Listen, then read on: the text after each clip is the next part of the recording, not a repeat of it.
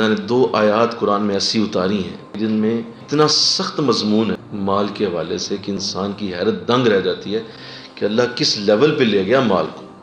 ایک جگہ یوں کہا، من یقرض اللہ قرضا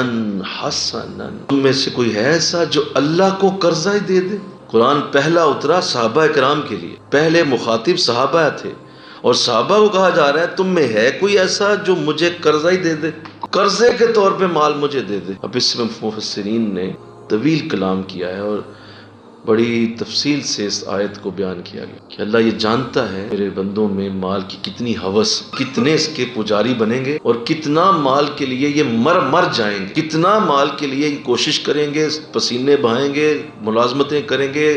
دکانیں چلائیں گے، فیکٹریاں چلائیں گے، کاروبار، سپر سٹورز، ملازمتیں، جو بھی ہے جو کریں گے مال کے لیے کریں گے۔ ان کے دل میں مال کا پیار بہت زیادہ ہو جائے گا تو کوئی خرچ نہیں کرے گا، چلو میں رب ہو کے قرضہ ہی مانگ لیتا ہوں ان سے، استغفر اللہ۔ ایک مفسر نے تو حد کر دی، وہ فرماتے ہیں میں اس آیت کو عام آیت نہیں سمجھتا، میری نظر میں یہ آیت ہم انسانوں کے منہ پہ بہت بڑا تھپڑ ہے، اور بدبختوں قرضہ ہی دے دیو منو، ظالمہ بد نصیبہ، نکال پیسہ، اچھا چل نہیں دے سکتا قرضہ سمجھ کے ہی دے دے، میں تمہیں واپس کر دوں گا۔ میں پھر کہنے لگا ہوں لوگوں کو اللہ پہ بھی اعتبار کوئی نہیں، یہ کھا جائے گا یہ ہمیں واپس کوئی نہیں ہونے، لہٰذا نہ ہی دو، بالکل نہیں دیں گے۔ اس آیت کے وجود کے ساتھ مفسر نے لکھا اللہ نے اس لیول پہ، ڈیپ لیول پہ لے جا کے مال کو طلب کر لیا ہے، اس سے زیادہ نیچے کوئی جا نہیں سکتا مال کو لینے کے لیے۔